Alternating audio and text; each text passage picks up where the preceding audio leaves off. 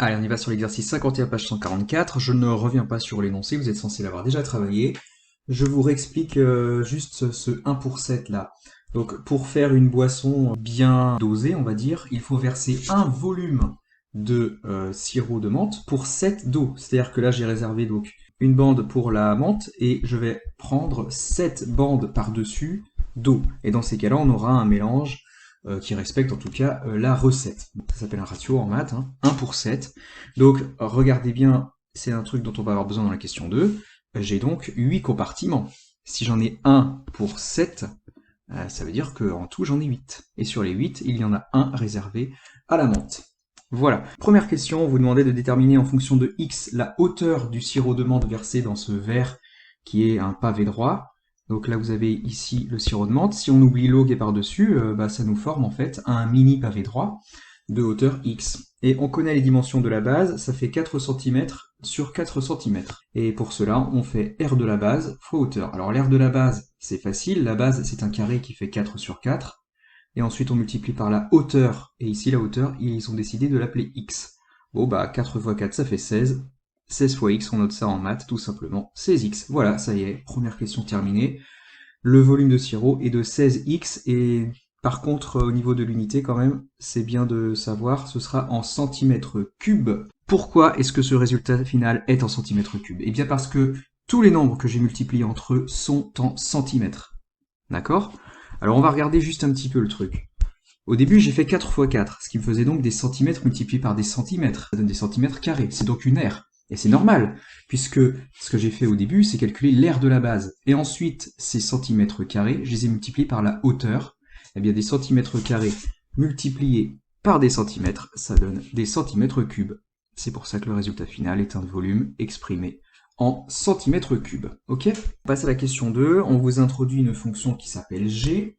Et lisez bien le texte, qui va donner en fonction de x. X, vous vous souvenez, c'était dans la question 1, c'était la hauteur de sirop de menthe qu'on avait versé dans le verre. Et elle va nous donner en résultat quoi? Alors ce qu'ils appellent menthe à l'eau, c'est la boisson obtenue en mélangeant justement l'eau et le sirop de menthe. Il nous demande de prouver que ce volume sera de 128x. Alors on regarde les petits exemples que je vous ai faits, histoire de comprendre un petit peu cette fonction.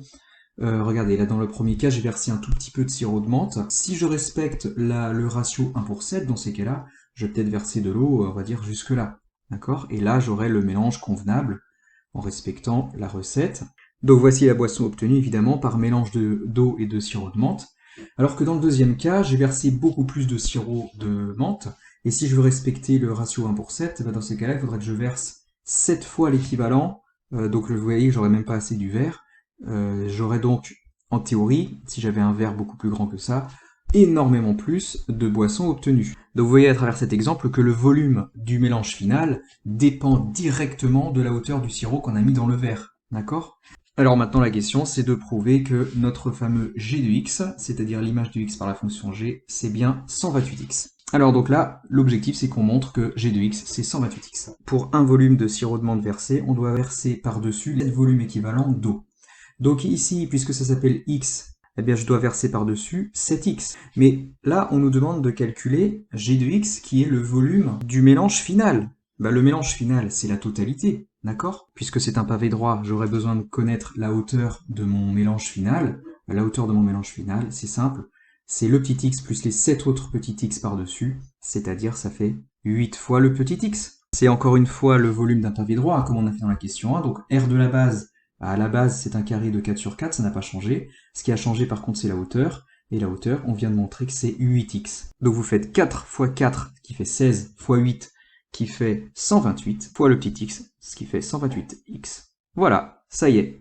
On a montré ce qu'il fallait montrer. Puisque g de x correspondait au volume du mélange final, on vient donc de montrer que g de x est bien égal à 128x, comme il était demandé. Encore une fois, le 128x, c'est un volume qui est en centimètres cubes, puisque tous les nombres multipliés entre eux étaient en centimètres. La question 3 fait bien sûr référence à la question 2. On vous donne le volume de menthe à l'eau, on vous dit il est de 179,2, donc ce volume de mélange final. Les proportions étant respectées, c'est-à-dire le 1 pour 7, quelle est la hauteur du sirop de menthe qu'on avait versé? Eh bien la fonction g va nous servir puisqu'elle nous donne justement la correspondance entre la hauteur du sirop de menthe qu'on avait versé et le volume du mélange final obtenu. Ici, on cherche donc un antécédent de 179,2 par la fonction g.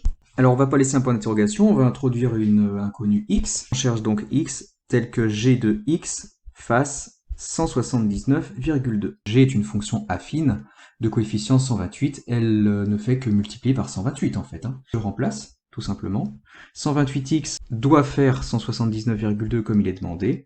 Eh bien, pour trouver le petit x, il suffit de diviser 179,2 par 128. Et là, on trouve 1,4. Je récapitule, lorsque la hauteur du sirop de menthe est de 1,4 cm, alors on a bien un volume de 179,2 cm3. C'est ce qu'on vient de trouver. Autrement dit, G de 1,4, ça fait bien 179,2.